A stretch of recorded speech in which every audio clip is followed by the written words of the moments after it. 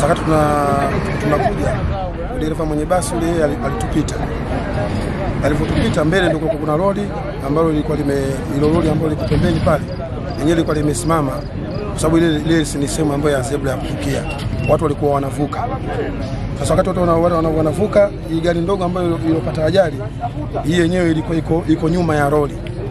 Kwa hiyo mwenye basi alipotupita tu, yeye moja kwa moja akaenda akaipiga hii gari ndogo ambayo ndio ilo pata tukio kubwa.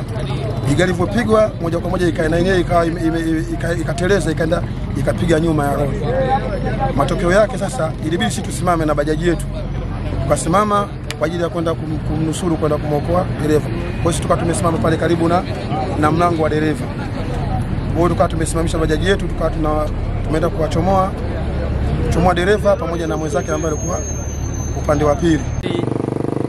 Nipandia Manyoni kutoka kwa mujibu wa ajali ilisababishwa ni kwamba lori lilikuwa liko mbele, ambao kwa mbele gari ndogo ilikuwa katikati. Kwa sababu ile gari ya nyuma ikaja kamgonga ile gari ya katikati, kwa hiyo ikapatikanika kwa ile ajali.